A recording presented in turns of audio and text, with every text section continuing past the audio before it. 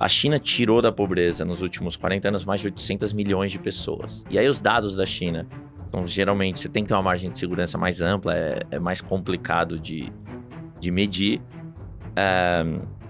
Só que aqui no Brasil eles me chamam para falar de China. E na China eles me chamam para falar de Brasil. Então eu rodei os cantões da China.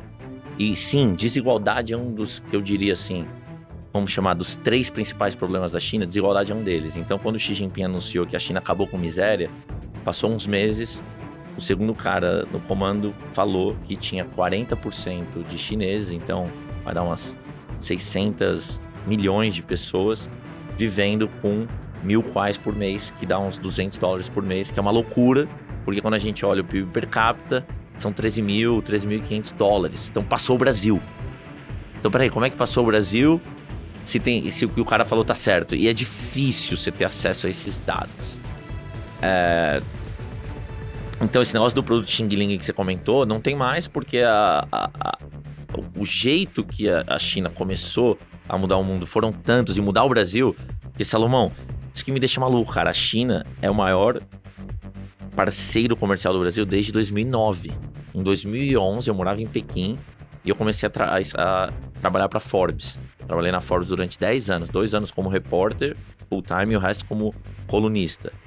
Em 2011 eu escrevi um artigo que o título era... como é que era? Por que o Brasil é um derivativo da China? Então lá em 2011, o pessoal do mercado falava, se a China pegar uma gripe, se a China espirrar, o Brasil pega uma gripe. O Brasil já era dependente economicamente da China. Fast forward, passa aqui, vamos para 2025, eu vou conversar com a elite econômica, empresarial ou até intelectual do Brasil e é uma ignorância completa em relação à China. É muito assustador isso. O nosso cânone escolar não envolver a China. E aí, por que isso é tão importante? Porque, cara, não é só que não dá para entender o Brasil sem entender a China. A China são mais de 120 países que tem como seu maior parceiro comercial a China. Então, se você acredita que follow the money vai te ajudar a chegar em respostas, e eu acredito muito nisso, segue o dinheiro. Quando você não entende um negócio, começa a ficar muito professoresco, muito... Começa a seguir o dinheiro. Fala, como é que você ganha dinheiro, cara? Ou como é que funciona isso aí? E segue. Então, a gente precisa entender, e não só aprender do Brasil, mas do mundo. Então, como é que chegamos aqui? Então, a China só foi se tornar um país urbano, onde mais da metade da população vive em cidade, em 2011, 2012. Então, o que o Deng Xiaoping, que foi o grande pai daquilo tudo, da estrutura econômica, o que ele fez em primeiro lugar foi, vamos transformar a China na fábrica do mundo, que ao fazer isso vai ajudar na urbanização e vai ser mais barato importar da China por navio do que ter fábrica, enfim, vocês conhecem tudo isso. Agora, nós vamos, o ano que vem, entrar no 15º plano quinquenal. O plano quinquenal, o 5-year plan, é um negócio que começou com o Mao, que ele importou dos soviéticos, e imagina que na tua empresa, o Salomão estava me contando aqui da Market Makers, imagina que você tem KPI para os times diferentes, para as diferentes áreas de negócio. Os caras dão KPIs públicos. KPI é os indicadores de performance. Seria no time de futebol, seria pro zagueiro lá, quantos gols vai tomar, quantas bolas vai tirar, pro cara não ser um louco furioso tipo o Lúcio e ficar subindo na área. Quantas vezes você vai passar o meio campo, sei lá, que seriam os KPIs de um zagueiro. Mas eles fazem isso a nível nacional e público, revelam. No último plano quinquenal, esse 14º, foi o primeiro dos planos quinquenais contemporâneos que não teve meta de crescimento de PIB. Então antes, a lógica da China era vamos crescer que o resto vai acontecer, vamos crescer a economia. Então, o chinês enriqueceu num nível, cara, em 95, a nossa economia era maior que a economia chinesa. A nossa renda per capita era 8 vezes maior que a economia chinesa. Então, independente das tuas opiniões ideológicas, cara, o nível de crescimento... A economia deles cresceu 30 vezes. Enfim, nenhuma economia nunca cresceu tão rápido na história. Então, vale a pena. E ninguém nunca tirou tanta gente da miséria. Então, vale a pena estudar aquilo. Mesmo que você ache tudo errado, vale a pena entender o que foi feito. Pra quem é curioso. Agora, eles estão mudando o modelo econômico. Tá nessa fase de transição. E aí, quais são os 3 principais problemas? Porque daria pra falar, só pra tentar a gente fazer sentido nesse breve tempo aqui. Primeiro é demográfico. A demografia Demografia é destino, né? É uma frase boa. E a demografia, no começo da década de 80, foi o Deng Xiaoping, que eu falei que foi um dos maiores estadistas, se não o maior do século passado. Ele criou a tal bizarra política do filho único, que é um negócio maluco. Tem um livro, tem um filme na Amazon que conta um lado obscuro disso, chamado Amazon Prime, né? One Child Nation, para quem quiser entrar em detalhe. Mas resumindo, naquela época, a China era rural, as mulheres tinham, em média, chegou a ter mais de 7 filhos por casal, porque mais filhos no campo melhor, né? Você acaba gerando mais renda para a família. E as famílias entendiam que se nascesse um menino, só podia nascer um, então política do filho único, vai gerar mais valor para a família do que meninar, porque tem mais força ali no campo, acho que todo mundo entende isso. Qual o resultado disso? E o pessoal seguiu. Seguiu 100%? Como é que faz 100%? Não sei, mas seguiu muito. Tanto que vários dos meus amigos, você pergunta, né, de irmão, começou falando do meu irmão aqui, olha que loucura a sociedade. Então cresceu uma criança, 2 pais, 4 avós, então é uma criança, e lá, pela cultura milenar chinesa confuciana, vai ter que cuidar de 6 adultos. Imagina a pressão nesse guri, ou guria. E aí o pior, ao fazer o filho único, gerou que hoje tem mais de 30 milhões de jovens chineses que não conseguirão casar com uma mulher chinesa, porque todo mundo tinha mais meninô. Então, da onde pode ser que venha uma grande insegurança para o governo chinês? É esses 30 milhões, porque lá na sociedade chinesa tem uma pressão gigantesca, não só da sociedade, mas do indivíduo como se que quer casar, e o cara não vai conseguir casar com uma mulher chinesa, é uma sociedade monogâmica. Aí o governo, faz uns 9 anos, deixou ter 2 filhos, agora tá podendo ter 3 filhos, só que o pessoal não tá tendo filho. E qual é um dos motivos? São vários. Um dos motivos-chave é um pouquinho que a gente falou da obsessão com o estudo. Então, como é que é a obsessão com o estudo? Pô, se nós fôssemos chineses, a gente saberia aonde cada um de nós estudou. Os amigos que a gente comentou aqui, a gente saberia, o cara estudou tal. Eu estudei em Tsinghua, eu ganhei uma bolsa para estar na mesma universidade que o Xi Jinping estudou. E, cara, meu cartão de entrada, todo lugar, todo mundo sabe que o Jeromel estudou lá. E se não sabe, eles perguntam, pô, onde você estudou? E Tsinghua é um dos locais mais visitados de Pequim. Pô, Pequim tem a Muralha da China, a Cidade Proibida, tem vários museus. Você vai lá em qualquer final de semana, tem vovozinho, papai, levando criancinha pra plantar uma semente na cabeça da criança. Imagina que um dia você poder estudar onde estudou Xi Jinping, que é a universidade. Quem aqui já levou uma criança pra visitar a universidade? Talvez se estiver em Boston, você leva lá pra visitar, ou na Califórnia, Então, o estudo lá, o jeito que a gente encara a infância, a gente vê a infância como um período lúdico, de brincadeiras. O chinês, cara, é 1,5 bilhão, 1 bilhão e 400 milhões de pessoas. O nível de competição é outro patamar.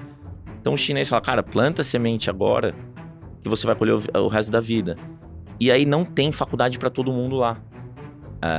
Então, eles têm um modelo de educação mais parecido com o alemão, de escolas técnicas. Então, lá, para vocês entenderem o nível de competição, quando o bebê nasce, é muito comum o pai pôr lá, dar um cartaz pro filho, pro bebê, e bater uma foto lá, 6.584, que é um countdown, é uma contagem regressiva de quantos dias faltam pro vestibular.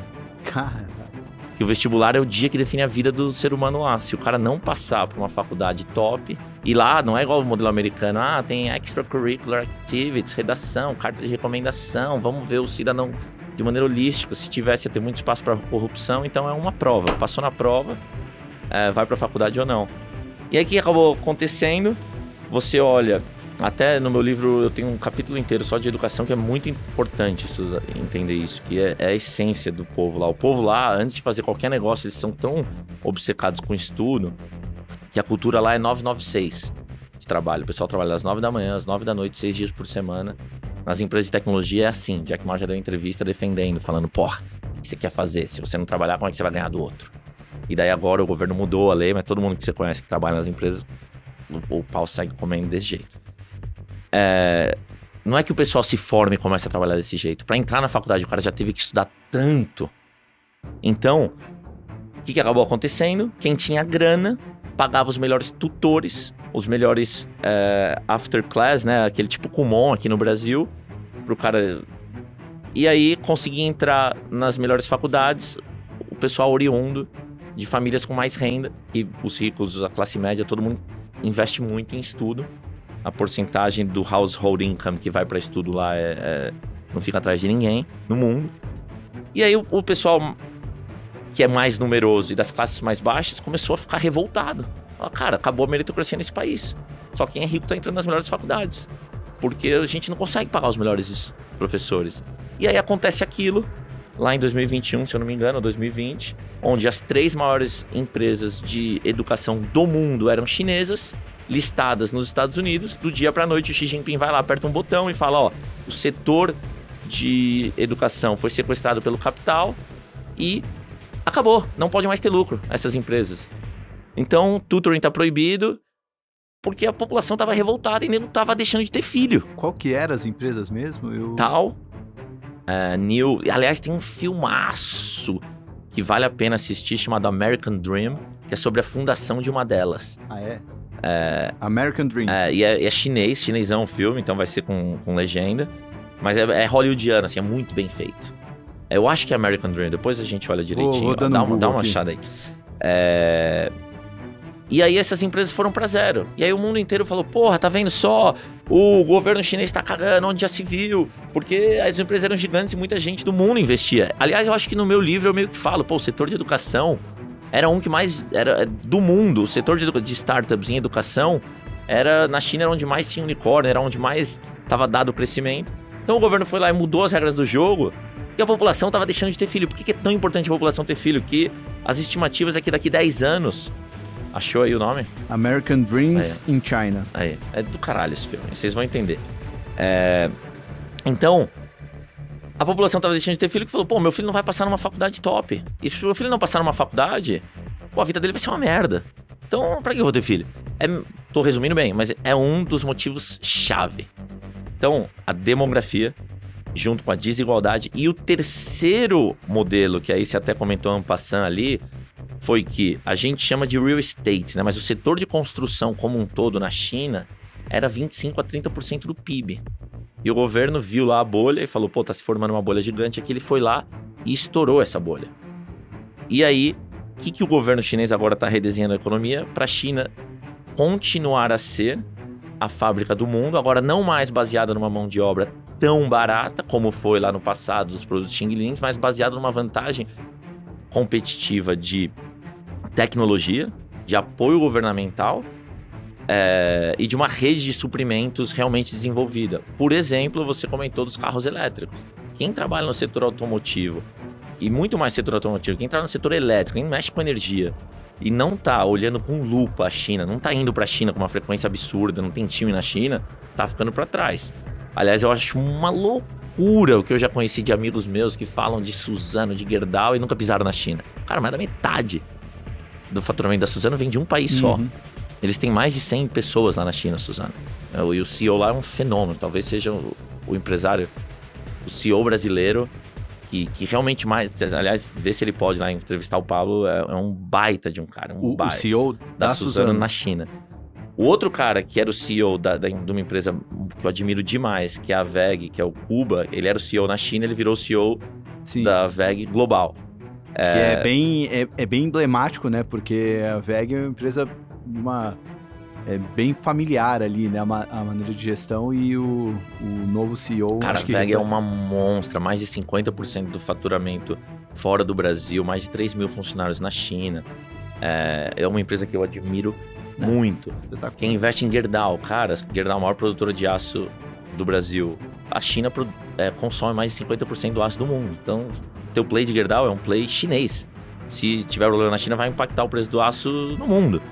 Então, tem vários outros setores que eu não consigo entender o tamanho da ignorância. E às vezes eu acho uma maluquice, o gestor aqui pisou na China uma vez e tem posição que é completamente impactada na China. Mas cada um tem seu modelo, quem sou eu para falar o que cada um tem que fazer?